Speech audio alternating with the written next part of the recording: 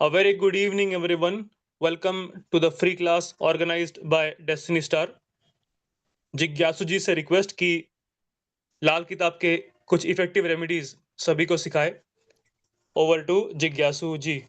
Thank you Aniruddh for your nice and good words. और सभी remedy की क्लास में आए हुए उपस्थित लोगों का स्वागत और अभिनंदन। तो रेमेडी की क्लास पे चलने से पहले एक दो चार फंडामेंटल पर बात कर लेना जरूरी है, तब आप रेमेडी की सही दशा और दिशा निर्धारित कर पाएंगे, समझ पाएंगे। तो सबसे पहले ये समझिए कि ये जो मानव जीवन है ये कष्टों से भरा हुआ है और इसमें पहिए के समान सुख और दुख आते और जाते रहते हैं। तो जब आदमी को दुख होता है तो वो जो है कोई ना कोई, क्योंकि वो अगर मजबूत नहीं है मन से, शरीर से, आत्मा से, तो वो कोई ना कोई जो है रेमेडी ढूंढता है कि हमें कोई सहारा मिल जाए, हमारा कोई सपोर्ट नहीं है, हमें कोई ऐसी चीज मिल जाए जिससे हम हमारे अंदर बल, हमारे अंदर जो है चेतना का विकास हो जाए और हम उस काम को पूरी तरह से कर पाएँ। तो रेमेडी, अब इसमें एक लेकिन 2-3 चीज़ें और हैं जो समझने वाली हैं रेमेडी पर चलने से पहले। भाई देखिए, अगर आप ज्योतिष पढ़ रहे हैं तो ये मान के चलिए कि आपको माइथोलॉजी और जो हमारा दर्शन है, वैदिक दर्शन, उसको मानना पड़ेगा। तो वैदिक दर्शन में 3 तरह के कर्मा हैं। एक प्रारब्ध है, एक संचित है, एक क्रियमाण है। तो रेमेडी जो है ना प्रारब्ध की हो सकती है, ना संचित की हो सकती है, वो तो फिक्स्ड डिपॉज़िट है, वो तो भोगना ही पड़ेगा। तो रेमेडी अल्टीमेटली चाहे लाल किताब में करें, चाहे वैदिक में करें या किसी भी विधा में करें, वो जो है क्रियमाण यानी कि जो इस जन्म में आप कर्मा कर रहे हैं, उनकी रेमेडी कर सकते हैं। और कहीं-कहीं पे कोई सिद्ध पुरुष या कोई बहुत ही ज्ञानी पर्सन आपको गाइड कर दे, तो थोड़ा बहुत पश्चाताप करके या रिपेंडेंस करके या भोगने के बाद संचित और प्रारब्ध से बाहर आप निकल सकते हैं। ठीक है? तो ये शॉर्ट में समझ लीजिए कि इस जन्म में हम अपने कर्मों को सुधारें और अगर कोई पिछले 5 जन्मा कर्मा में कुछ अच्छा और बुरा कर आए हैं, तो अच्छा भी भोगना है और बुरा भी भोगना है। उसका कोई भी शॉर्टकट नहीं हो सकता है रेमेडी के ज़रिए। अगर महादेव या आपके पैगंबर या आपके जिनको भी आप इष्ट हैं, वो माफ़ कर दें तो अलग बात है, अदरवाइज़ इंसान के बस की बात नहीं है। तो चलिए रेमेडी के इस क्लास में हम लोग जो क्रियमाण कर्मा की रेमेडी है, डिले है और फिर रेमेडी किसकी हो सकती है? जैसे मान लो कुंडली में शादी लिखी है, अगर लिखी है तो रेमेडी होगी, बच्चा लिखा है तो रेमेडी होगी, अदरवाइज़ आप करते रहिए नहीं होगा कुछ भी, ठीक है? तो सबसे पहले आपको कुंडली या चार्ट देखने की इतनी कैपेसिटी होनी चाहिए कि जिस चीज़ की आप रेमेडी दे रहे हैं, वो हो पाएगा या नहीं हो पाएगा। अदरवाइज़ आप जितनी भी रेमेडी देंगे दैट विल गो वेस्ट।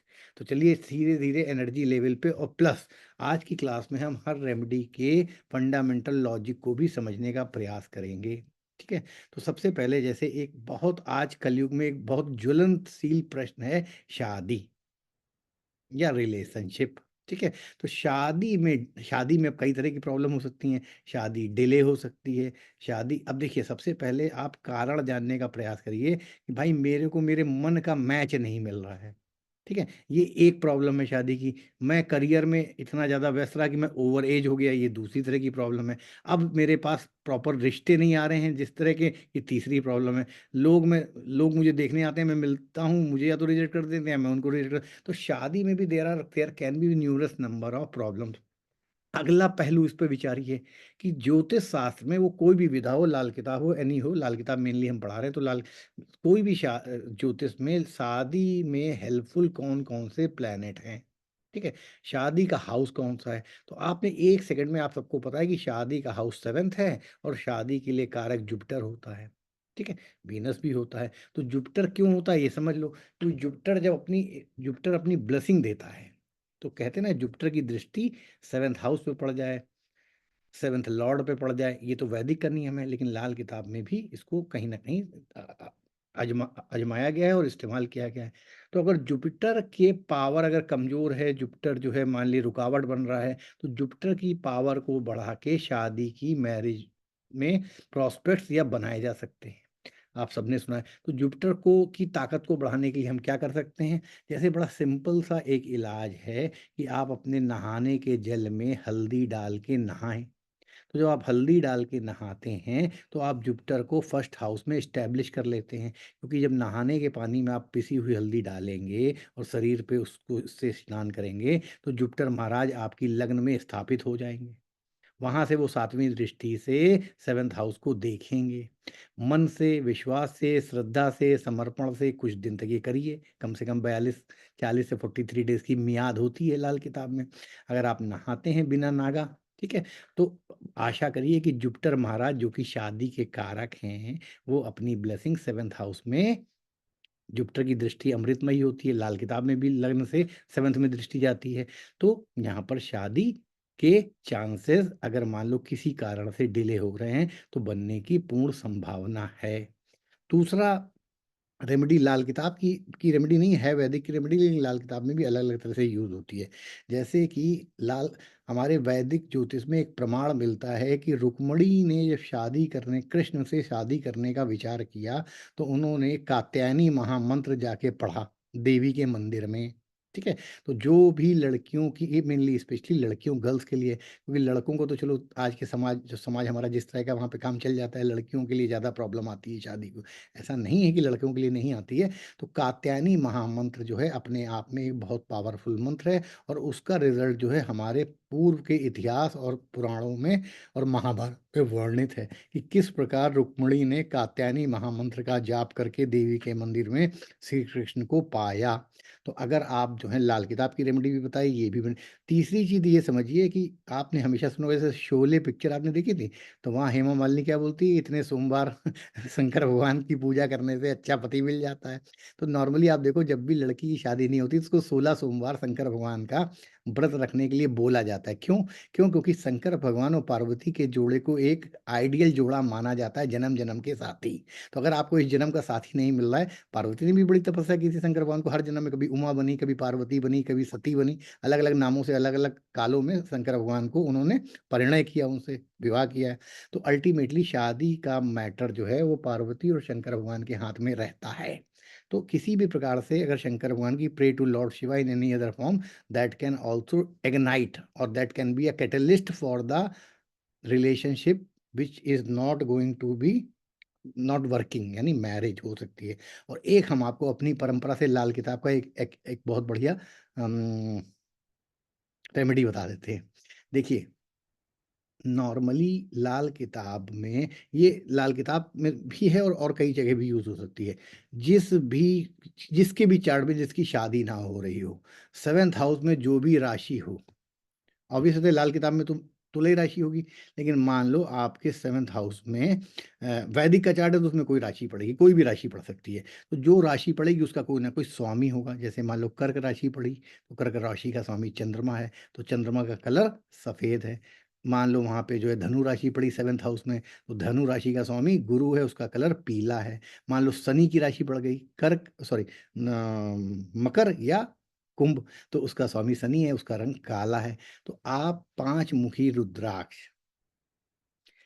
जो राशि 7th हाउस में पड़ रही है उसके ग्रह के कलर, जैसे बुध है तो हरा, बृहस्पति है तो पीला, शनि है तो काला, चंद्रमा है तो सफ़ेद, उस कलर के तागे में 5 मुखी रुद्राक्ष गले पे धारण करें, और जब शादी बढ़िया जल्दी-जल्दी हो जाएगी, पूरा पूर्ण विश्वास है, तब उस तागे को उतार के बहते जल में प्रवाहित कर दें।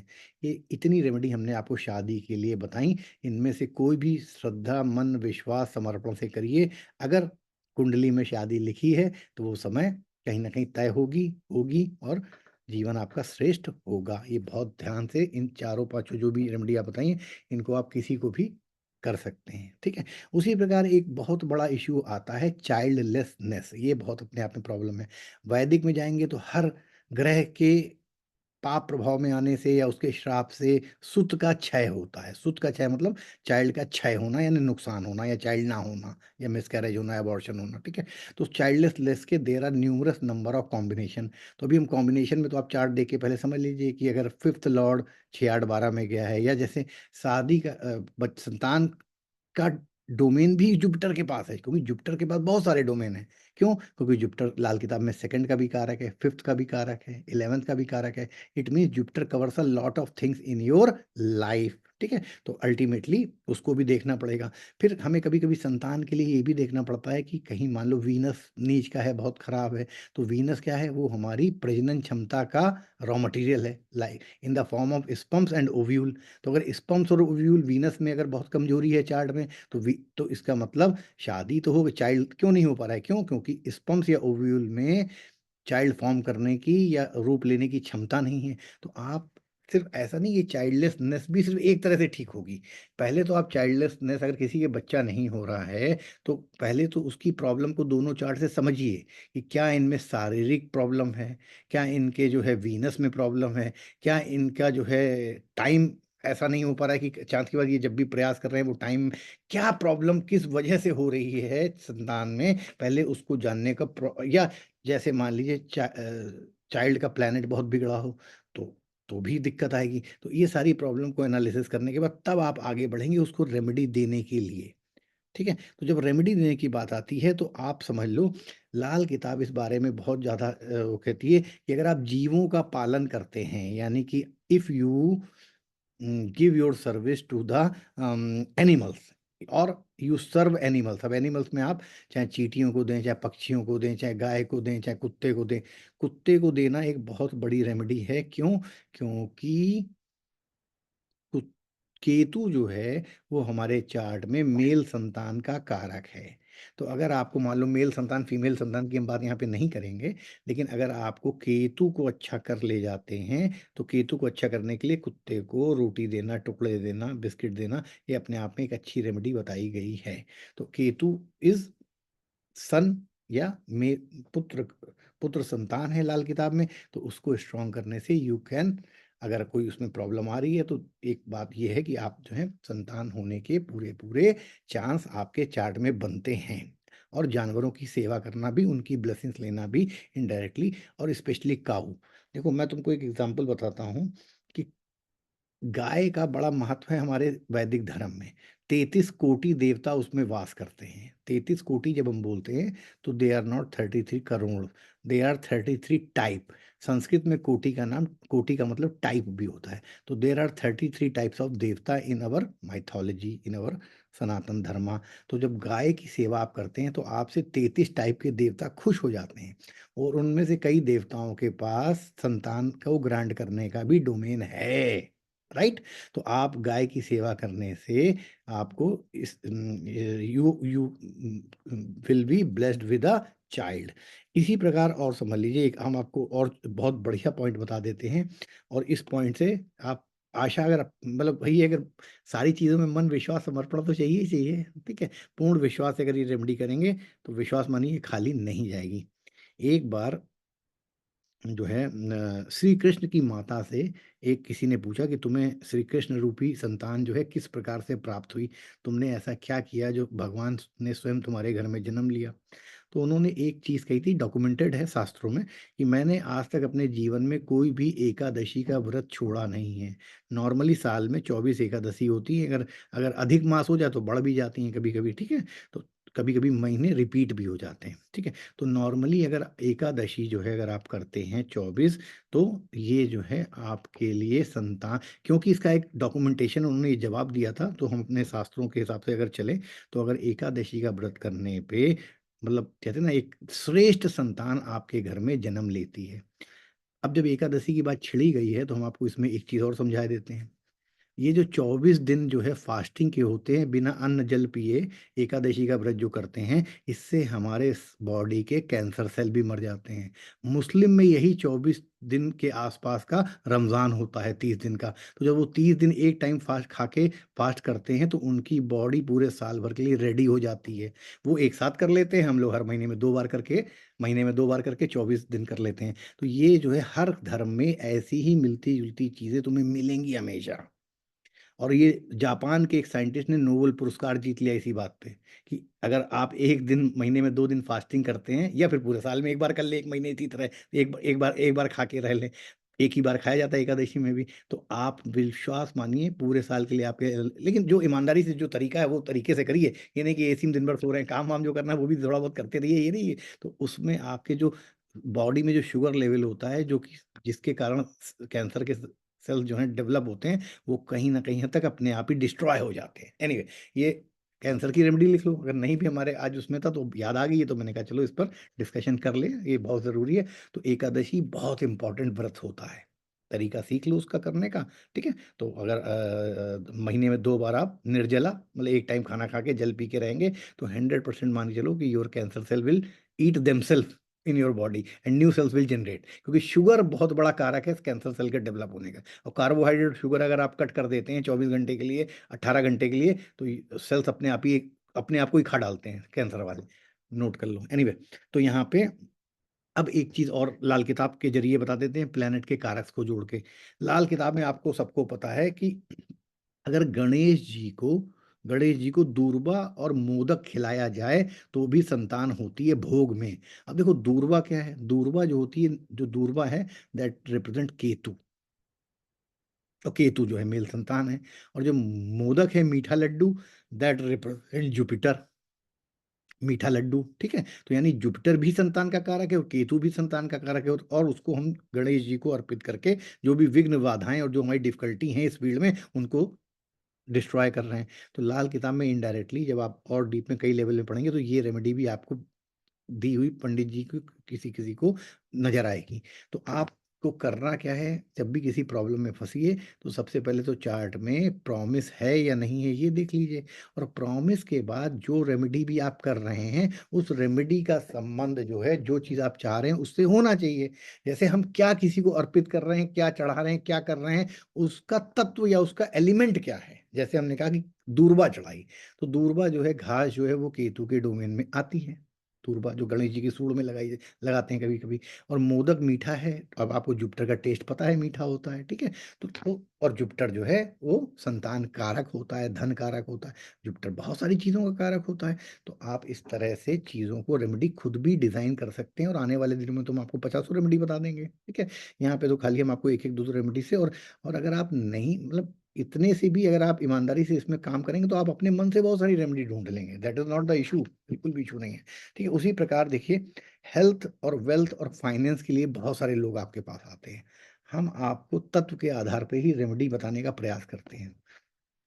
देखिए, ये जो कुबेर जो हैं, वो धन के दिक्पाल हैं, ठीक है? कुबेर के पास सारा धन का खजाना होता है हमारे सनातन धर्म में, यानी कि देवताओं के खजांची, कैशियर जो हैं कुबेर हैं। लक्ष्मी जी अलग डिपार्टमेंट है और कुबेर जी का डिपार्टमेंट अलग है। धन का मेनली डिपार्टमेंट कुबेर के पास है, लक्ष्मी जी के पास तो और भी बड़ी शक्तियाँ हैं, क्योंकि लक्ष्मी जी धन देती हैं, तो वो धन जो है म्यूज़िक के रूप में हो सकता है, नॉलेज के रूप में हो सकता है, और भी फॉर्म में हो सकता है। लक्ष्मी के दिया दे द दे द्वारा, क्योंकि लक्ष्मी भी कई प्रकार की है, लेकिन कुबेर स्पेशली लिक्विड कैश के कारक हैं। तो अगर आपको धन वेल्थ और ये जो है फाइनेंस की प्रॉब्लम हो रही है, तो हम आपको एक बहुत अचूक टोटका बता दे रहे हैं। लेकिन सारी रेमेडी में अगर ज़रूरत हो और आपका वाक़ई काम ना चल रहा हो, ये नहीं कि बस ऑलरेडी भरा पड़ा है और आ जाए उसलिए कर लोगे, तो फ़ायदा नहीं करेगी रेमेडी। रेमेडी तब करिए जब आपके पास कोई रास्ता नहीं है, और ऊपर वाले से ये विश्वास से कह के करिए कि भाई देखिए, अब पानी सर से ऊपर निकल गया, अब हम इससे ज़्यादा बर्दाश्त नहीं कर पाएँगे। आत्महत्या करनी पड़ जाएगी अगर अब नहीं दोगे, हम ईमानदारी से तुमको याद करके कर रहे हैं, अगर जो हो सकता है बेस्ट हमारे लिए कर दो, तो 100% तुम्हें फ़ायदा। अब पता लगा तुम ऑलरेडी करोड़पति हो, अरबपति बनने के चक्कर में तुमने रेमेडी कर ली, तो पता लगा जो दुबे जी चौबे मतलब चौबे जी छब्बे बनने चले, दुबे बन के वापस लौट आए, तो ऐसा ना हो जाए कहीं। तो ऐसा गलती कभी ना करना, जब ज़रूरत हो तभी करो रेमेडी, ठीक है? तो अब रेमेडी हम तुमको बता रहे हैं, लिख लो, बहुत इंपॉर्टेंट रेमेडी है। ये हमको एक बहुत सिद्ध पुरुष ने दी थी। बहुत पुराने बाबा ने, नागा ने, सन्यासी ने पहाड़ों पे। 49 मिर्चों की माला बना लो, मतलब तागे की 49 ही मिर्ची हो ना, एक प्लस एक कम ना एक ज्यादा, 49 मिर्चे की माला बना के आम के पेड़ की जड़ में रखने से धन प्राप्ति हो जाती है, क्योंकि हमारा शास्त्र कहता है कि आम के पेड़ में कुबेर जो ही वास करते हैं। बहुत सारे अलग अलग पेड़ों में अलग अलग तरह के लोग वास करते हैं, ध्यान रखना, बरगद पे अलग तरह की आत्माएं और होती हैं, अच्छी बुरी हर तरह की। तो कुबेर जो है, कुबेर का वास जो है वो आम के पेड़ में होता है। तो आम के पेड़ में मिर्ची की माला रखने से, वो भी 49, ठीक है, 49 मिर्ची की माला रखने से कहते हैं धन संपत्ति मिलती है, प्राप्त होती है। धन संपत्ति मिलने के लिए एक और रास्ता भी, और भी कई सारी रेमेडी तो बहुत सारी हैं कि जिनसे प्रयास कर सकते हो अगर तुम्हें वाकई ज़रूरत है, ठीक है? अब जैसे क्या है कि एक और रेमेडी बता देते हैं, अगर जीवन में हर तरह की खुशहाली चाहिए ओवरऑल, तो तिल, चावल, जौ, तिल, चावल, जौ, इनको ले लो, ठीक है? चाहे तो थोड़ा-सा आटा भी ले लो और इनको मिला के इनकी आटे की गोलियाँ बना लो, ठीक है? और जहाँ पे नदियाँ हों वहाँ पे एक साथ उछाल दो। तो देखो, तिल से शनि ठीक हो जाता है, चावल से वीनस ठीक हो जाता है, जौ से और प्लैनेट ठीक हो जाते हैं सारे, राहु ठीक हो जाता है, ठीक है? और आटे से सूर्य ठीक हो, जब मछलियाँ उसको खा लेती हैं, तो तुम्हारी चीज़ें जो हैं, ये भी एक आज़माई हुई चीज़ है। लेकिन इनको सब जितनी भी गोलियाँ बनी एक साथ पानी में उछाल दो, ठीक है? पलट के देखना नहीं, चले आओ। तो मछलियों के खाने से और ये सारी चीज़ें जो हैं, कई सारे प्लैनेट एक साथ बैलेंस होके अगर जीवन की गाड़ी रुक गई है, फाइनेंस की, वेल्थ की, तो इसका तुरंत असर हो जाता है, क्योंकि वीनस भी हमारे पैसे का कारक है, ठीक है? जो भी चीज़ें बताई, तिल शनि है, कर्मा सुधर जाता है, राहु जो है मिसअंडरस्टैंडिंग है, या जो हमारे सही से ज्ञान नहीं आ पा रहा है, हम कन्फ्यूज़ हो रहे हैं, हम कोई काम नहीं कर पा रहे हैं, उसको ठीक कर देता है। तो ये चीज़ें, ये भी एक अपने आप में बड़ा एक्यूट और बहुत ही कारगर रेमेडी है वेल्थ, पैसा, फाइनेंस के लिए। अब देखो, अगर मान लो तुम्हारे पास एक क्वेश्चन बहुत आता है कि लेकिन सबसे पहले कोई भी जब प्रॉब्लम आती है ना, तो तुम्हारे पास कोई प्रॉब्लम लेके आता है, सबसे पहले तुम्हें जानते हो क्या करना है? सबसे पहले आपको प्रॉब्लम को स्पॉट करना है उसके चार्ट में। मान लो उसका चार्ट नहीं भी है, तो भी कोई इश्यू नहीं है। अब देखो, हम तुमको एक चीज़ और सिखाते हैं। जैसे मान लो भूल जाओ चार्ट-वार्ट, तुम मान लो तुम जो है बिना चार्ट के तुम्हें किसी को रेमेडी बतानी है। तो सामने वाला आया, उसने कहा, भाई साहब, हम जो हैं जॉब स्विच करना चाहते हैं। ठीक? अब तुम सब पुराने एस्ट्रोलॉजर हो, तुम सब बहुत अच्छे एस्ट्रोलॉजर हो, तुम सबको पता है कि जॉब स्विच करने के लिए कौन-कौन से घर की ज़रूरत पड़ेगी। तो अब 1 मिनट यहाँ देखो, तुम्हें हम समझाए दे रहे हैं, उससे तुम्हें हमेशा जीवन भर याद रहेगा, ठीक है? अब तुम समझो, जैसे जब हम यहाँ पे होते हैं, तो हमारे सेपरेटिव हाउस कौन-कौन से होते हैं? लग्न के सेपरेटिव हाउस छठा, 8वाँ और 12, जो सेपरेशन देते हैं लग्न को। उसी प्रकार ये जॉब हो गया। तो जॉब का 6, 8, 12 कौन हो जाएगा? 6, डबल टिक कर रहा हूँ। ये 8वाँ घर जॉब से, 1, 2, 3, 4, 5, 6, 1, 2, 3, 4, 5, 6, 7, 8, तो छठा, 8वाँ और ये हो गया जॉब के लिए 12वाँ। यानी जॉब को जो उखाड़ेगा, चेंज कराएगा, सेपरेट कराएगा, बदलाएगा, ठीक है? क्योंकि 6, 8, 12 किसी भी हाउस से 6, 8, 12 जो हैं वो सेपरेटिव हाउस होते हैं। तो जॉब, और तुमको तो इतना तो पता ही है कि जॉब के सेपरेशन के लिए जॉब से 12वाँ एक्टिवेट होना चाहिए। ये सब जानते हैं, ठीक है? तो और उसी फंडामेंटल को लेके चल रहे हैं। नॉर्मली जॉब के लिए हम लोग पंचम और नवम को तो पकड़ ही लेते हैं, क्योंकि छठा भी हमारी डेली रूटीन का है, जॉब का है। तो पंचम इसीलिए क्यों पंचम को पढ़ते हैं, उसका एक लॉजिक तो वो है, क्योंकि छठा डेली रूटीन, उससे 12वाँ। लेकिन आप मोटा-मोटा लॉजिक लगाओ कि अगर 3, 6 और 9 आपके फ़ेवर में चल रहा है, उसमें पापी ग्रह बैठे हैं, तो चेंज होगा ज़रूर, क्योंकि 6, 8, 12 पापी घर भी हैं, ठीक है? त्रिक हाउसेज़ हैं, और अगर उनमें से गोचर जो है, या वर्षफल में, आपके वर्षफल में लाल किताब के 10th 3, 5 और 9 में क्रूर ग्रह या पापी ग्रह आए हैं, तो आपके लग्न के लिए फ़ायदा हो, क्योंकि वो लग्न के तो 5 और 9 हैं, लेकिन 10th हाउस से वो 6, 8, 12 हैं। समझ गए ना? प्रोफ़ेशन से 10th हाउस से 6, 8, 12 जो है वो 3, 5 और 9 नंबर के हाउस बनेंगे। तो इनमें अगर तुम्हारा वर्षफल में कोई भी क्रूर ग्रह, चेंज वाले ग्रह, सेपरेटिव ग्रह आएँगे, तो तुम्हारा अब जॉब स्विच ओवर से फ़ायदा होगा या नुकसान होगा, सैलरी बढ़ेगी, नहीं बढ़ेगी, मनचाहा शहर मिलेगा, नहीं मिलेगा, वो अलग क्वेश्चन है। उसके लिए फिर इसी लाइन को और आगे बढ़ाएँगे। तो सबसे पहले तो ये चेक करेंगे कि चेंज हो रहा है कि नहीं हो रहा है। क्योंकि 3, 6, 12 में, मतलब 3, 6, 12 मतलब 10 में से 3, 6, 12 तो अलग बने। तो 3, 6, 12 में नॉर्मली यहाँ पे क्रूर ग्रह भी कभी-कभी अच्छा काम करते हैं। 3 में भी करते हैं, 6 में भी करते हैं, ठीक है? तो अगर सेपरेशन, जॉब में सेपरेटर स्विच होना है, तो 3, 5 यानी अ अभी हम यहाँ दशम से बात नहीं कर रहे हैं। तो कुंडली का तीसरा, 5वाँ और 9वाँ ग्रह जो है, उसको हमें क्या करना है, अगर वहाँ पे प्लैनेट या तो स्थापित करो, और अगर वर्षफल में आए तो ऑटोमेटिकली हो जाएगा तुम्हारा। तो जॉब स्विच के लिए, लेकिन हम यहाँ पे क्योंकि हम रेमेडी की बात कर रहे हैं, तो जॉब स्विच के लिए बहुत सारी रेमेडी अलग-अलग तरह से बताई गई हैं, लेकिन हम आपको कुछ आसानी से बता देते हैं। देखिए, जॉब जो है वो सैटर्न है। ठीक है? सैटर्न जो है लाल किताब में काली गाय जो है, या भैंसा जो है, सैटर्न के बराबर कहा गया है। तो चलो क्योंकि हमको यहाँ पे भैंसे का इस्तेमाल नहीं करना है, हमको जॉब को चेंज करके बेटरमेंट चाहिए, तो गाय तो होती है वीनस और सैटर्न होता है काला रंग। तो अगर कहीं काली गाय मिल जाए, बहुत ध्यान से सुनो, बहुत सिंपल सी रेमेडी ये लिंक काम करेगी। तो काली गाय मिल जाए तो क्या होगा, अगर आप उसको फीड करते हैं, उसकी सेवा करते हैं, तो सैटर्न और वीनस दोनों को आपने खुश कर लिया। सैटर्न आपका कर्मा है और वीनस क्या है, आपका एक्युमुलेटेड मटेरियलिस्टिक गेन्स और वेल्थ है। तो मटेरियलिस्टिक गेन और वेल्थ या तो उसी नौकरी में बढ़ जाएगा या चेंज होके बढ़ जाएगा, राइट। और विश्वास बिंदास करिए, कोई दिक्कत नहीं, बहुत सिंपल सी रेमेडी है सैटर्न और वीनस की, काम आपका हो जाएगा। इसी रेमेडी में एक काम और भी कर सकते हो अब, लेकिन इसके लिए क्या है कि जैसे कि मान लीजिए जीवन में बदलाव कौन करता है, बदलाव करता है अष्टम भाव, ट्रांसफॉर्मेशन, बदलाव, चेंज। तो तो दसम हाउस, जैसे हमारे जीवन में बदलाव करने के लिए हम अष्टम भाव देखते हैं, भाई जीवन में ट्रांसफॉर्मेशन हुआ, बदलाव हुआ, उसी तरह प्रोफेशन में बदलाव करने के लिए हम क्या देखेंगे, पंचम भाव। फिर पंचम भाव हो गया, तो पंचम भाव लाल किताब में मान लीजिए सिंह राशि होता है, ठीक है। तो सिंह राशि में हम को अगर पंचम हाउस को एक्टिवेट कर लें, तो वो प्रोफेशन के 10th हाउस से 8th हाउस है जो कि ट्रांसफॉर्मेशन, किसी भी हाउस से 8वां हाउस जो है ट्रांसफॉर्मेशन या बदलाव को इंगित करता है या पॉइंट आउट करता है या बताता है, ठीक है।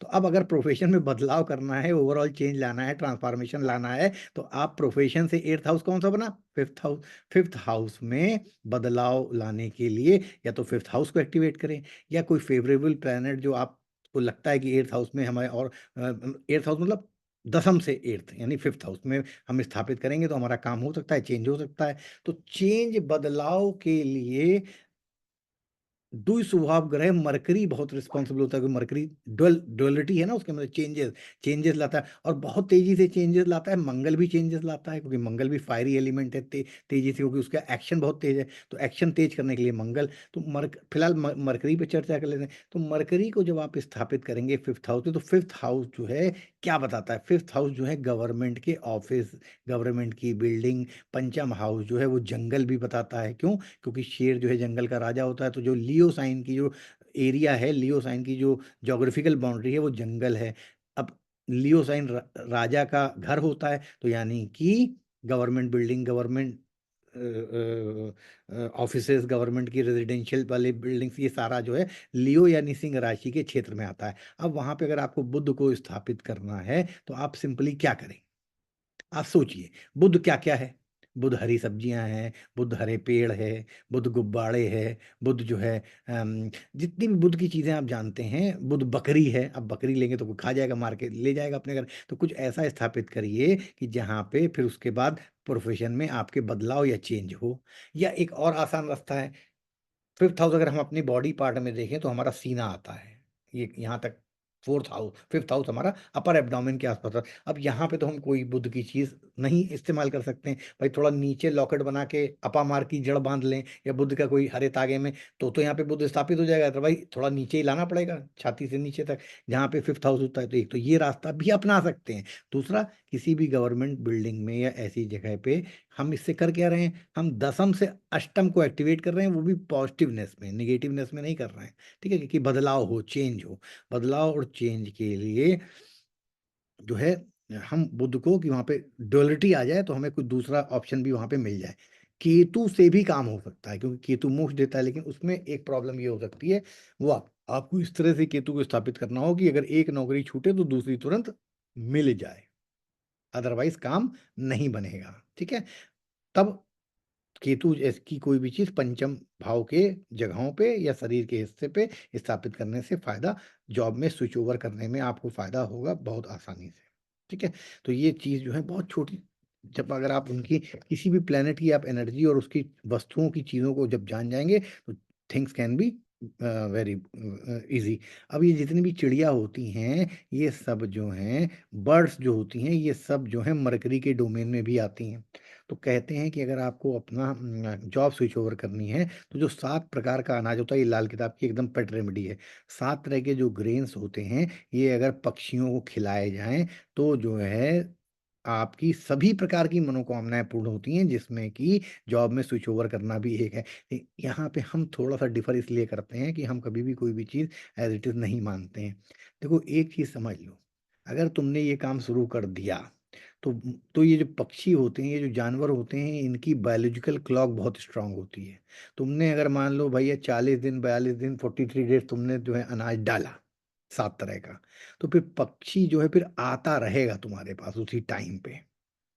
और उसके बाद तुम्हारा काम हो गया, तुमने डालना बंद कर दिया, तो एक तो तुमको भी दोष लगेगा और तुम कहीं ना कहीं समाज में उन पक्षियों के गुनहगार भी बनोगे।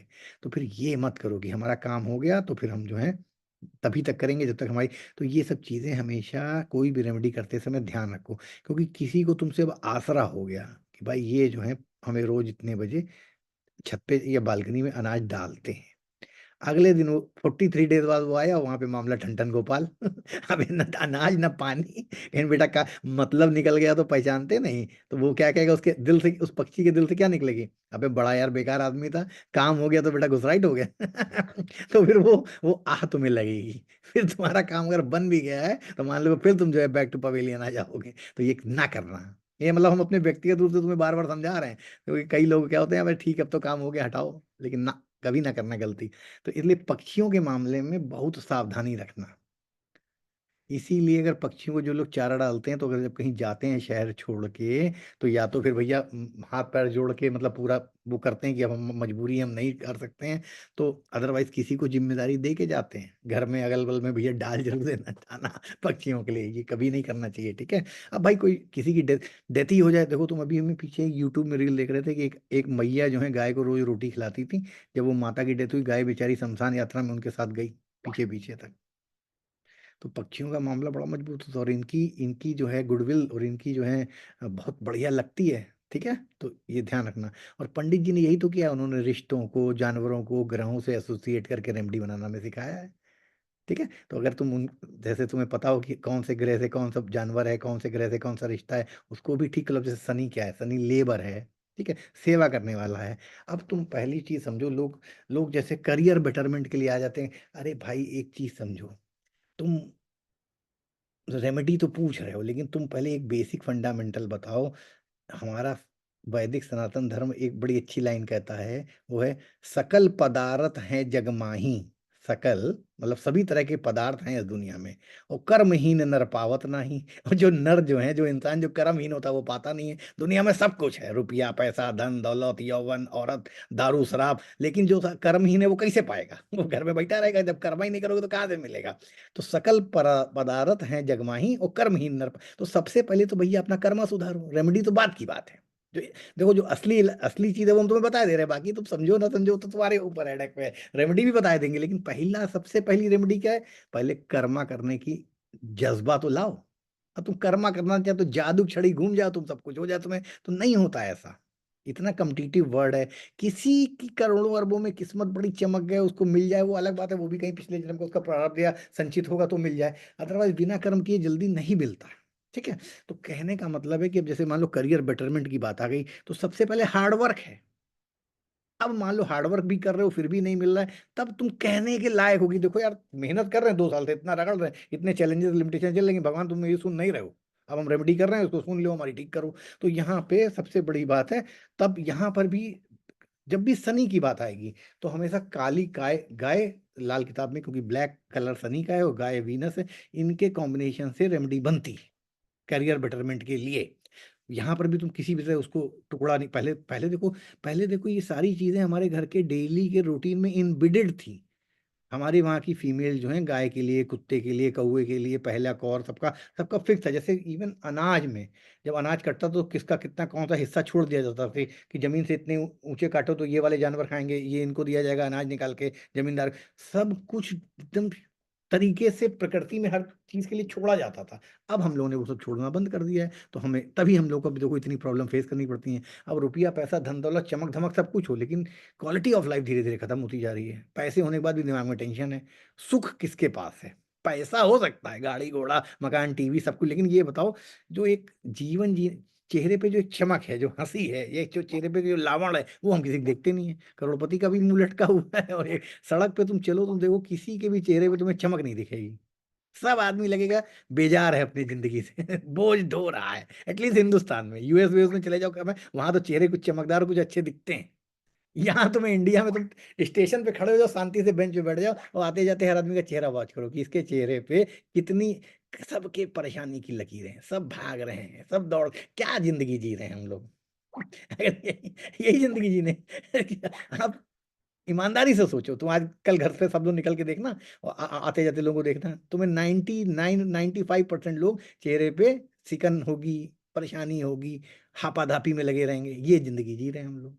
ठीक है, एनीवे तो हम अपनी रेमेडी पे वापस आएंगे। तो रेमेडी में अब जैसे 10th हाउस की हम चलो रेमेडी की बात करते हैं। हमने तुम्हें इतनी बढ़िया बात बताई कि कर्म करना बहुत जरूरी है। अब जैसे तुमने 10th हाउस में देखा, फिर उसको दशाओं से, ट्रांजिट, गोचर, लाल किताब के जो भी नियम तुम्हें आते हैं उनसे चेक करो।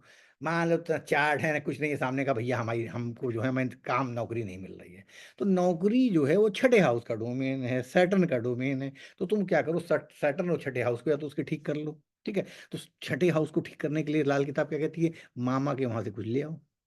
छठा हाउस मामा है, तो मामा के वहां से 1 रुपया ले आओ, मामा के वहां से उनका कपड़ा ले आओ, मामा के वहां से कुछ भी आशीर्वाद में ले आओ, उसको अपने पास रखो, काम हो जाएगा। क्योंकि छठे से सेकंड में एक क्या जाती है, लकीर जाती है। सेकंड हाउस तुम्हारा कोष का है, अपने घर में लाके सेकंड हाउस में स्थापित कर लो, काम हो जाएगा।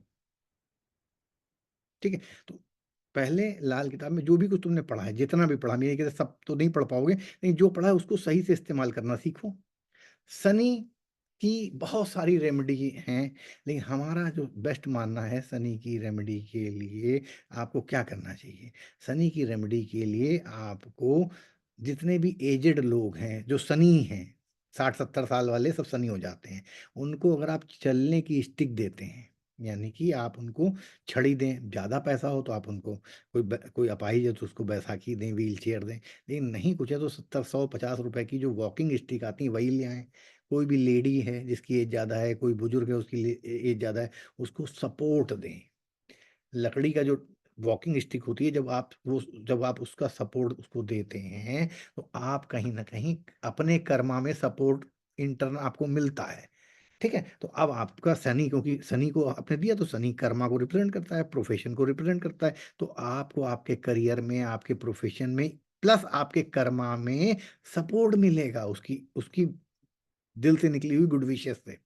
यही चीज पंडित जी अलग अलग रिश्तों में ग्रहों के हिसाब से बताते हैं कि अगर आपने उनके साथ मतलब उनको सपोर्ट दिया तो कहीं ना कहीं। अब जैसे एक बहुत बढ़िया रेमेडी लाल किताब की थी कि अगर आपको अपनी भाग्य को चमकाना है, तो शनि के जरिए अगर चमकाना है, शनि क्योंकि 10th लॉर्ड होता है, तो आप जो है, जो पॉलिश करने वाले लोग होते हैं उनको काली पॉलिश की डब्बी दे आइए अपने पास से खरीद के, और उससे वो कमाएं। हमेशा जो है शनि को टूल्स देने चाहिए, पैसा नहीं देना चाहिए। ये सेवकों को पैसा दोगे दारू पी लेंगे जाके।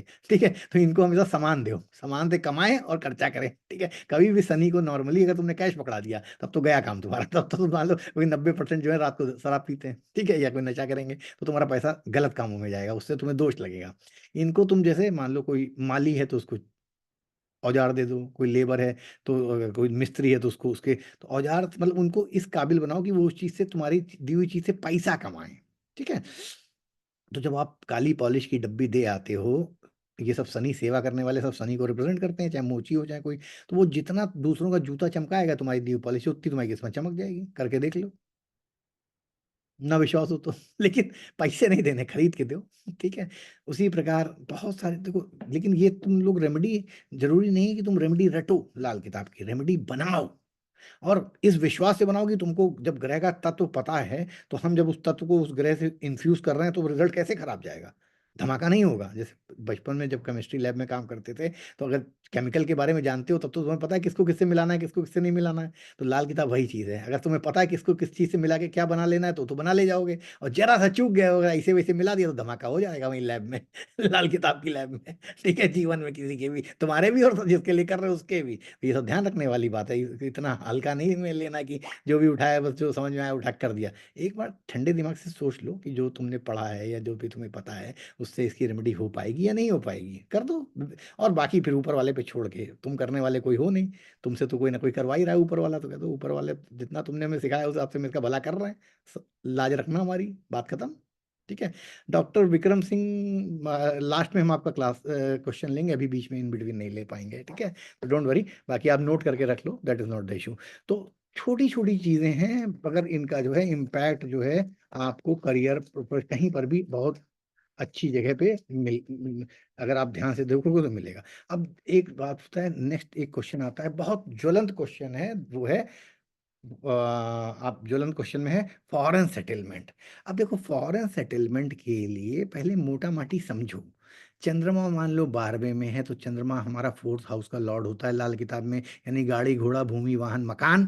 तो इसका मतलब अगर चंद्रमा 12th हाउस से संबंध बना रहा है, 12th हाउस के लॉर्ड के साथ है, तो हमारा गाड़ी घोड़ा भूमि वाहन मकान माता जो है विदेश में सेटल हो सकती हैं। विदेश का कारक राहु है, राहु का संबंध बने तो आदमी जा सकता है। नाइन्थ लॉर्ड हायर स्टडीज है, वो भी विदेश से कहीं ना कहीं संबंध बनाता है। अब तुम लोग समझो, नाइन्थ हाउस से विदेश हम क्यों देखते हैं, कभी सोचो, कभी विचार करो। लेकिन बहुत लोगों को तो इसमें से पता होगा, लेकिन बहुत लोग जो हैं कंफ्यूज हो जाएंगे कि नाइन्थ हाउस का विदेश से क्या संबंध है।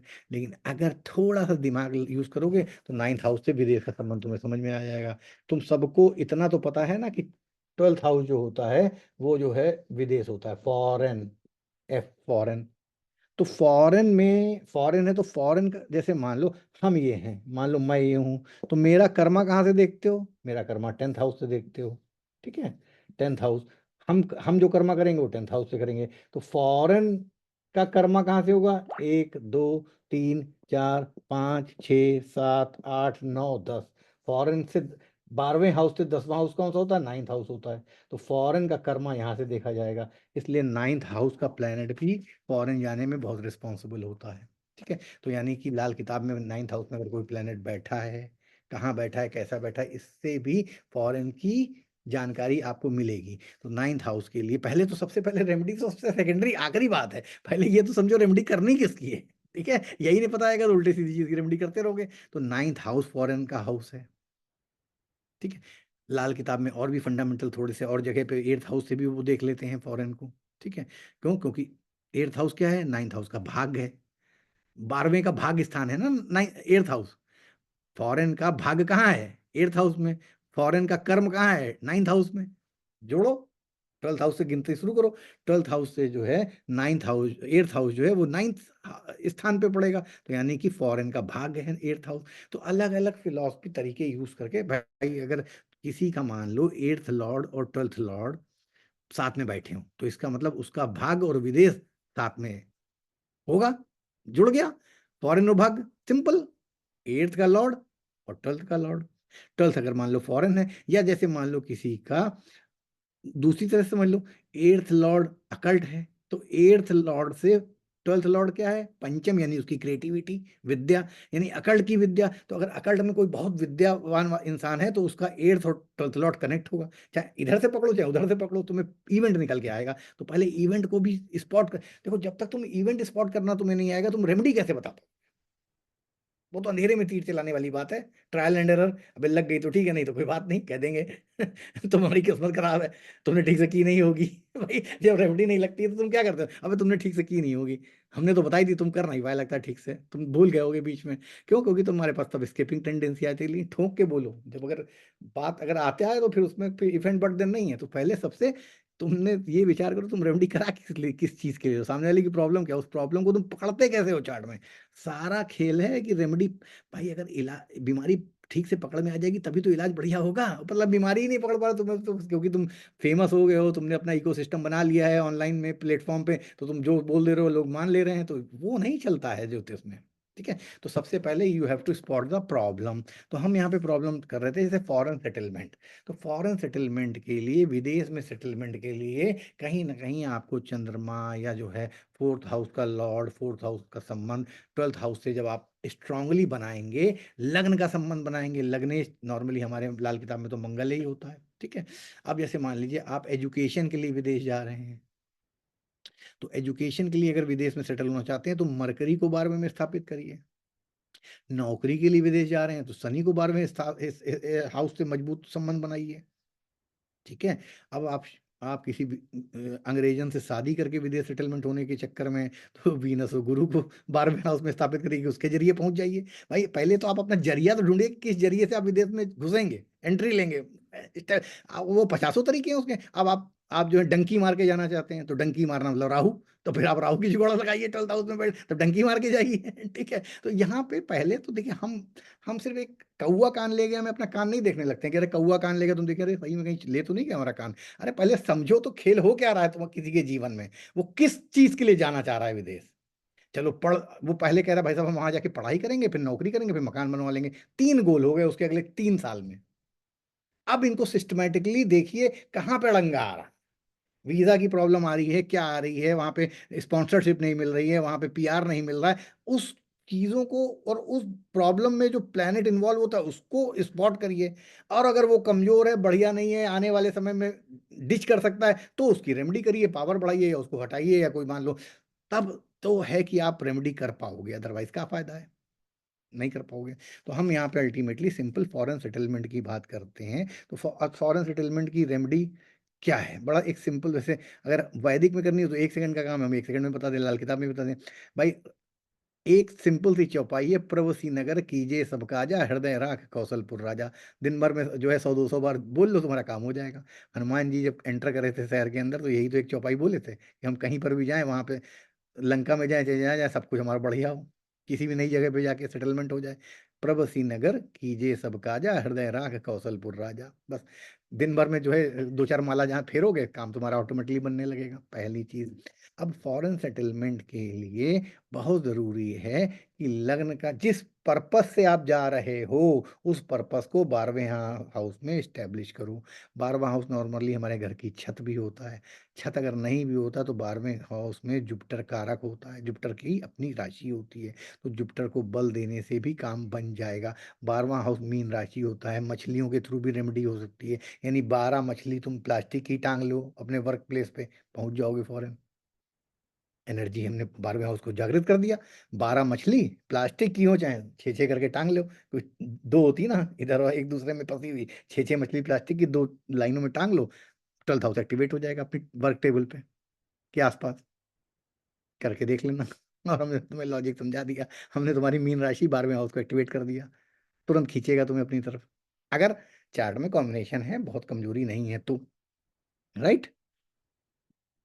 ठीक है, तो रेमेडी के पढ़ी लिखी रेमेडी तो सब दुनिया करा रही है, लेकिन तुम अगर तत्व ज्ञानी हो तो तुम रेमेडी लाल किताब पे पंडित जी के अकॉर्डिंग ही, उन्हीं की सोच के हिसाब से बना भी सकते हो। वीजा की प्रॉब्लम, अब वीजा की प्रॉब्लम के लिए तुम सबसे पहले तुम लोग ये सोचो कि वीजा के लिए कौन सा प्लैनेट उत्तरदायी होता है। विदेश की सरकार यानी विदेशी सूर, फिर उसके काम करने वाले नौकर चाकर। नौकर चाकर इज नॉर्मली सीन फ्रॉम मंगल, क्योंकि स्टेट गवर्नमेंट और सेंट्रल गवर्नमेंट के नौकर, जैसे हिंदुस्तान में अगर बात करा जाए तो मंगल क्योंकि सेनापति है, वो राजा के अधीन होता है, तो मंगल देखा जाता है। ठीक है, मंगल भी कारिंदा है और शनि भी कारिंदा है, शनि भी सबऑर्डिनेट्स है। मंगल भी है क्योंकि पुलिस फौज वो भी अर्ध सैनिक बल, ये सब भी राजा के अंडर में ही आते हैं। तो अब जब विदेश सूर जो है, चाहे वो हिंदुस्तान का हो तो भी सरकार है, विदेश का हो तो भी सरकार है, सूर सब जगह रहता है, सरकार का कारक सूर ही है, तो सरकार तुम्हें वीजा ग्रांट करेगी। ठीक है, और वीजा क्योंकि विदेशी अफसर होता है नॉर्मली, इंडियन तो वीजा, अमेरिकन दूतावास में इंडियन बैठ के थोड़ा वीजा तुम्हें ग्रांट करेगा नॉर्मली। हो सकता है 1-2 पुस्तों पहले चला गया हो तो वो आ गया हो नौकरी में, otherwise visa is seen with Rahu, क्योंकि फॉरेन का मामला है, तो Rahu is a foreign element, Rahu विदेश का कारक है, विदेशी भूमि, तो राहु जो है वो वीजा ग्रांट करेगा। अब राहु को हमें प्लीज करना है, वीजा ऑफिसर को हमें प्लीज करना है, और बिना बताए हम अपनी अपनी ज्योतिष विद्या के अनुसार करना है। ये थोड़ा जाके उससे कहना कि भैया हमने ज्योतिष सीखा है और तुम जो है हमारे शास्त्र में राहु हो, तो हम तुमको खुश कर रहे हैं, लो मिठाई डब्बा, खुश हो जाओ और हमारा वीजा ग्रांट कर दो। उसको तो बताना ही नहीं है, तुम्हें तो सिर्फ रेमेडी करके राहु को ठीक कर लेना है अपने चार्ट में, जिससे वीजा तुम्हें मिल जाए। तो अब राहु बहुत सारी चीजें हैं, और राहु हींग भी है, राहु चाय पत्ती भी है, तो राहु किसको दें, कि खुद खा डालें, कि किसी को बांट दें, कहीं बहा दें या कहीं दबा दें कि वीजा ऑफिसर खुश हो जाए। राहु कैसे खुश होता है, राहु जो है ऑब्सेशन है। राहु को अमृत मिल जाए, सूर्य चंद्र को दबाने को मिल जाए, खुश हो जाता है, ग्रहण मारता है सूर्य चंद्र पे। तो सबसे पहले राहु की साइकोलॉजी को समझो। राहु जो है ऑब्सेसिव प्लेनेट है, राहु जो है नंबर 1 कम्युनिस्ट प्लेनेट है। वो कभी, अब तुम कहोगे कम्युनिस्ट प्लेनेट कैसे, तो इसीलिए कहते हैं कि astrologer should be well read. जब राहु और जब देवताओं और असुरों ने वासुकी की रस्सी बना के पहाड़ को घुमाया और समुद्र मंथन किया, तो देवता तो सारा अमृत पी गए और असुर पी पी पाए खाली मदिरा शराब। उनको चुप्पे से मोहिनी ने शराब पिला दी और इन सबको अमृत पिला दिया। तो राहु ने सबसे पहले ये चीज परखी कि बेटा हमारे साथ अत्याचार हुआ है, हमने भी बराबर से मेहनत करी और ये हमारा फल, हमको फल नहीं मिला, फल मिला देवताओं का। तो उसकी सोच कम्युनिस्ट है, यानी हमने भी काम किया है तो पसीना सूखने से पहले मेरी मजदूरी हाथ पे रखो, जैसे अमिताभ बच्चन कहता है ना पिक्चर में कि मजदूर का पसीना सूखने से पहले उनकी मजदूरी मिलनी चाहिए। तो राहु बस वही है। राहु ने लड़ाई लड़ी अपनी कम्युनिटी की, अपनी कौम की, नेक बदला, रूप बदला, देवता बन के अमृत पी लिया जाके लाइन में बैठ के। कोई नहीं गया असुरों की तरफ से। ही वॉज द पाइनियर राक्षस इन असुर असुर हु स्टार्टेड दिस फाइट, कि मेरे हक की लड़ाई। कम्युनिस्ट यही तो करते हैं, बराबर से बटेगा सबको। तो राहु इज कम्युनिस्ट। तो अब कोई भी जब बराबरी का काम करोगे राहु खुश हो जाएगा। राहु को प्लीज करना है तो क्या करो, तुम थोड़े दिन के लिए कम्युनिस्ट बन जाओ। जितने मेहनत मेहनत काम करेगा, गरीब, मतलब वो कहता है कि हक, राहु जो नेता हक की लड़ाई लड़ता है ना, समझ लो वो राहु का साक्षात उदाहरण है। राजनीति में राहु बहुत बढ़िया काम करता है। एक बार सूर्य राजनीति में भले काम ना करे। तो ये सारी चीजें तुम्हें आनी चाहिए रेमेडी बनाने से पहले। देखो, रटाने वाली रेमेडी तो तुम्हें 50 रटा दें, लेकिन रेमेडी का लॉजिक जब तक नहीं जानोगे, तो लॉजिक जानोगे तो खुद बना पाओगे रेमेडी। अब जैसे तुमने राहु की 2-4 बातें बता दी, तो अब राहु कैसे खुश होगा जब वो देखेगा कि यार बराबरी से न्याय हो रहा है। सिंपल। अब इससे तुम कोई भी रेमेडी बना सकते हो, बट अगर जनरल रेमेडी बनानी है तो राहु, अब जैसे राहु के देवता, राहु के डिटी जो हैं वो हैं या तो सरस्वती जी या दुर्गा जी। तो सरस्वती पूजन से राहु बड़ा खुश होता है, क्योंकि राहु जो अनस्कैटर्ड एनर्जी होती है, सरस्वती की पूजन करने से वो एनर्जी स्कैटर्ड हो, वो एनर्जी जो है चैनलाइज्ड हो जाती है। राहु राहु की एनर्जी को चैनलाइज्ड करना हर आदमी के बस की बात नहीं है। राहु की फैली हुई ऊर्जा को सिर्फ ज्ञान और प्रज्ञा ही चैनलाइज कर सकती है, जो कि सरस्वती जी के पास है। इसलिए राहु को कौन सी देवी दी गई? सरस्वती दी गई। लाल किताब में तुमने हमेशा पढ़ा है कि राहु के लिए सरस्वती जी का पूजन करो। क्यों करो? क्योंकि राहु एक ऐसा विकराल ऊर्जा है जो इतनी तरह के फैली है, इधर भी दिमाग लगा रहा है, उधर भी दिमाग लगा रहा है, इधर भी कुछ कर रहा है, इधर भी कुछ कर रहा है। तो जब उसको ज्ञान, सरस्वती का ज्ञान मिल जाता है, तो वो अपने फैले हुए रूपों को चैनलाइज करके एक जगह फोकस करके बहुत बड़ा काम कर लेता है, नोबेल पुरस्कार को जीत ले। ठीक है। तो ये है चैनल। अब आ जाते हो रेमेडी पे। तो रेमेडी में राहु शनि का चेला है।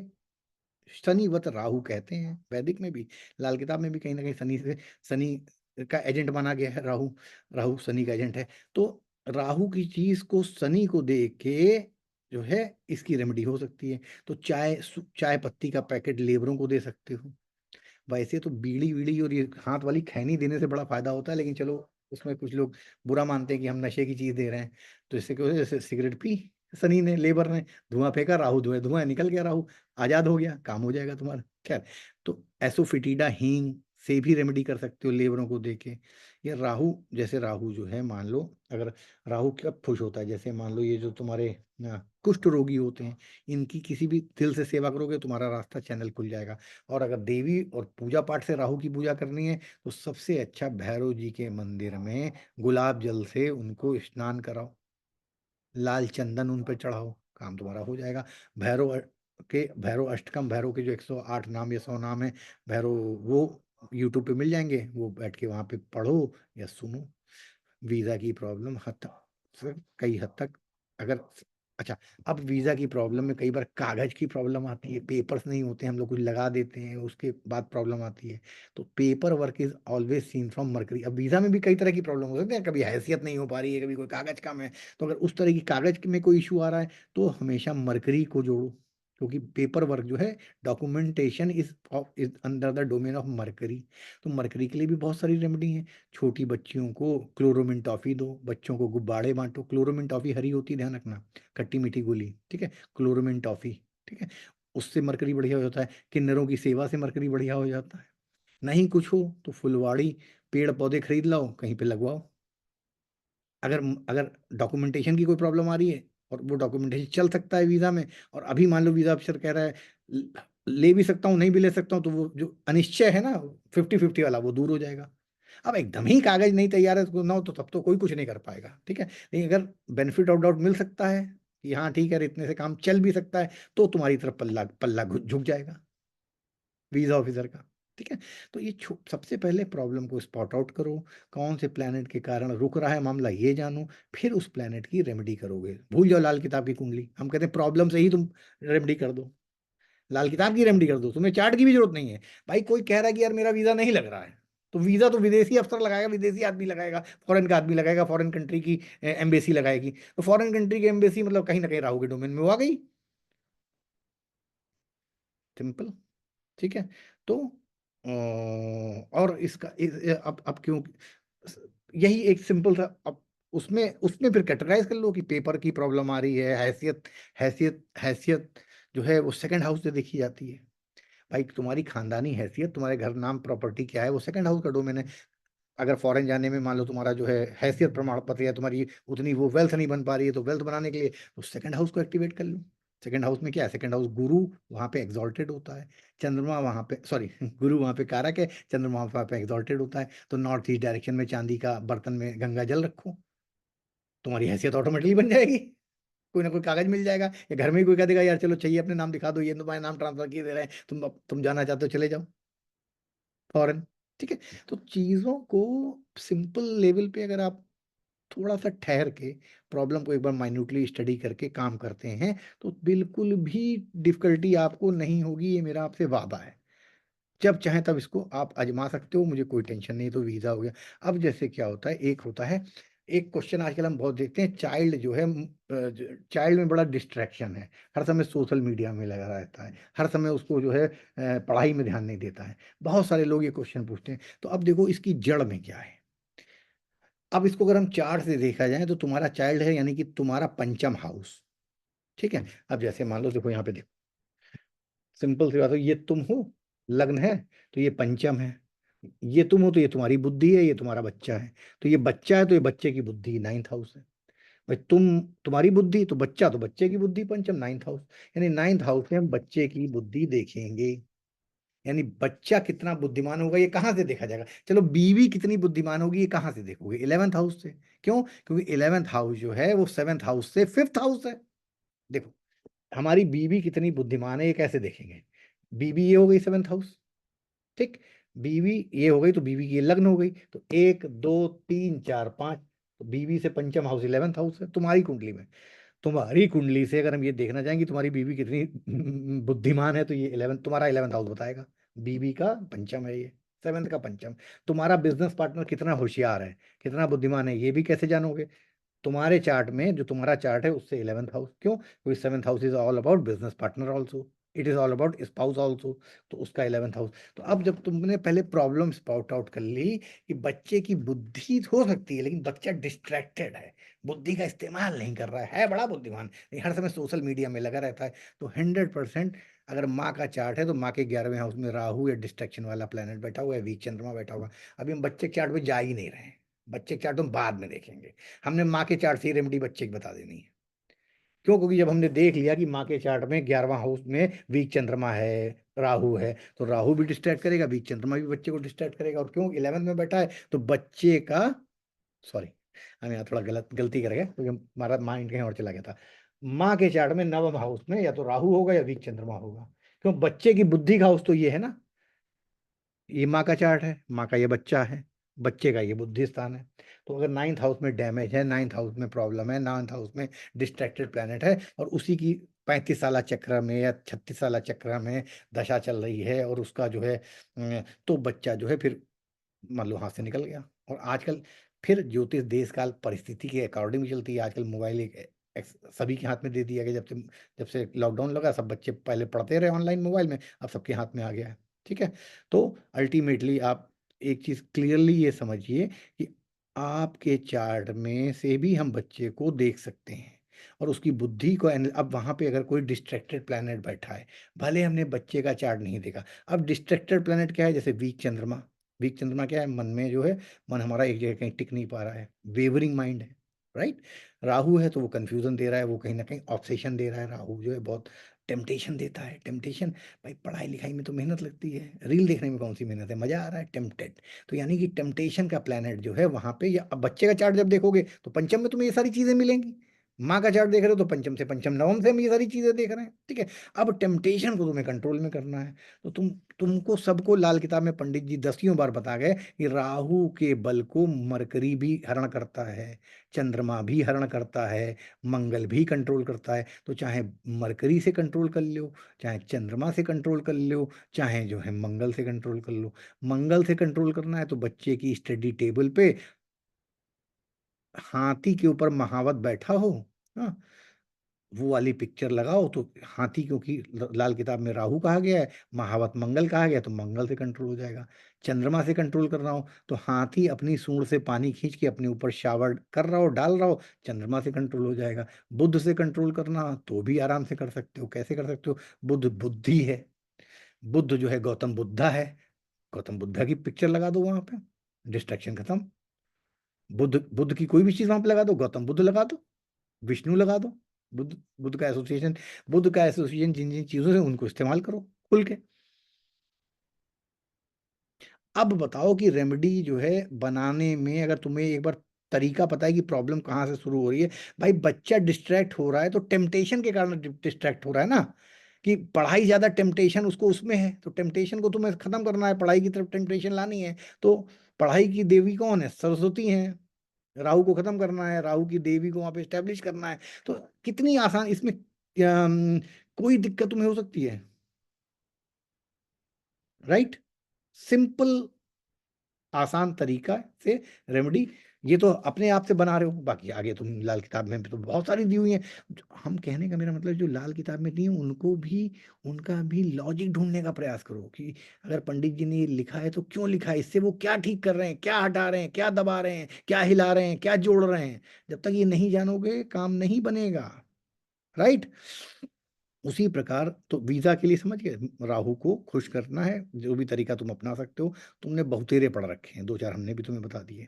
चाइल्ड डिस्ट्रैक्शन में सिंपल हमने तुमको बताया इसको, और ये प्रॉब्लम बहुत घरों में है, बहुत जगहों पे चाइल्ड डिस्ट्रैक्शन की प्रॉब्लम है। You can do it right, जैसा बताया वैसे कर लीजिए, फायदा होगा। ठीक है, तो राहु का डिस्ट्रैक्शन खत्म हो। अच्छा, वीक चंद्रमा, अब तुमको एक रेमेडी हम यहाँ पे और बताते हैं। बच्चे किसी भी चाहे बड़े हों चाहे बच्चे हों, चंद्रमा क्योंकि बहुत फास्ट मूविंग है ना, तो वो एक जगह कंसंट्रेट नहीं करने देता है। ठीक है, तो पढ़ने में कंसंट्रेशन की बहुत जरूरत है। जब भी कभी बच्चे का डिस्ट्रैक्शन होगा, मैं तुम्हें दो चीजें बता रहा हूँ, लाल किताब का इसमें तत्व है, बनाई हमारे उस्ताद ने, लेकिन लाल किताब में बहुत जगह इसका तुम्हें मेंशन मिलेगा। सिंपल सी बात है कि बच्चे को चांदी के बर्तन में, गिलास में, कटोरी में शाकाहारी खाना खिलाना शुरू करो, चंद्रमा स्ट्रांग हो जाएगा। ठीक है, चंद्रमा के मेटल है सिल्वर, सिल्वर में जब वो पानी पिए, दूध पिए, कुछ भी पिएगा, तो चंद्रमा का तत्व धीरे धीरे उसके शरीर में, अब एक आध दिन नहीं कि 10 दिन बाद फिर एक बार पी लिया, 20 दिन बाद फिर कुछ नहीं फायदा, फिर ऐसे रेमेडी करो ही मत। रेमेडी में फिर नागा वागा नहीं होना चाहिए, नागा हो जाता है तो फिर से शुरू करनी है रेमेडी। तो एक टाइम एटलीस्ट, दो टाइम हो तो बहुत अच्छी बात है। तो सिल्वर का तत्व जब उसके शरीर में पहुंचेगा तो चंद्रमा विल बिकम स्ट्रांग।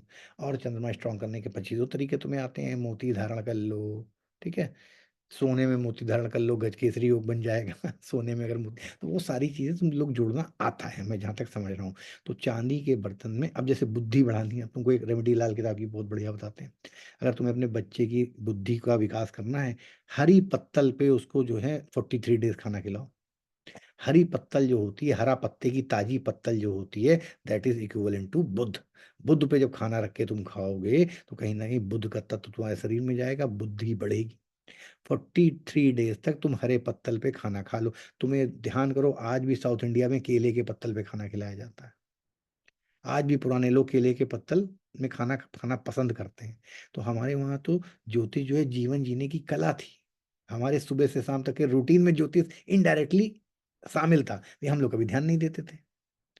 बहुत सारी चीजें जो हम लोग डेली करते हैं वो ज्योतिष में शामिल होती हैं, ज्योतिष उनमें शामिल होता है, ज्योतिष के कारण होती है, लेकिन क्योंकि अब कोई ज्यादा बताने वाला नहीं है या समझाने वाला, तत्व को समझाने वाला नहीं है, इसलिए हम समझ नहीं पाते। ठीक है, तो बुद्धि के विकास के लिए अब ब्राह्मी बहुत इंपॉर्टेंट होती है। एक ब्राह्मी लिक्विड होता है ग्रीनिश टाइप का, वो माइंड ब्रेन टॉनिक होती है, बढ़िया मिल जाए। गर्मी ठंडी होती है, उसकी तासीर बड़ी ठंडी होती है, तो गर्मियों में बच्चों को ब्राह्मी पिलाइए। उसके टैबलेट कैप्सूल्स भी आते हैं कई कंपनी के, रामदेव बाबा के, पतंजलि के, श्री श्री रवि, देख लो कोई अच्छी कंपनी का ब्राह्मी मिल जाए, आयुर्वेद में सबसे अच्छी कंपनी होती है दूध पापेश्वर। अगर दूध पापेश्वर के प्रोडक्ट मिल जाए तो दैट इज बेस्ट। ठीक है, बाकी तो तुमने जो पसंद हो, डाबर से लेके वैद्यनाथ तक जो मर्जी वो खाओ। ठीक है, that is not the issue. तो यहाँ पे हमने एक चाइल्ड को डिस्ट्रैक्शन और साथ में उसके कैसे ब्रेन को डेवलप करना है, और ऑब्वियस सी बात है जब तुम उसके हाथ में मोबाइल दे दोगे तो फिर क्या हो सकता है, फिर तो दुनिया कर ली उसने मुट्ठी में।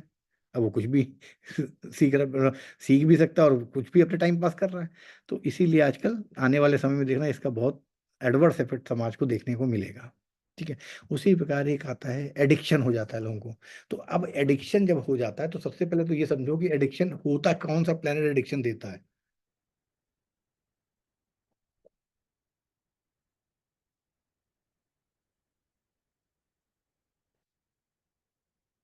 अभी तुम पे पता है, ईमानदारी से बोले तो आधे लोग तो ये नहीं जानते होंगे कि एडिक्शन सर होता दो है। सर 2 मिनट रुकते के थोड़ा, अनिरुद्ध शेयर कर दो बेटा। अच्छा तो फिर सर 3-4 मिनट रुकते हैं, 2 मिनट नहीं। ठीक है, ठीक है, ओके।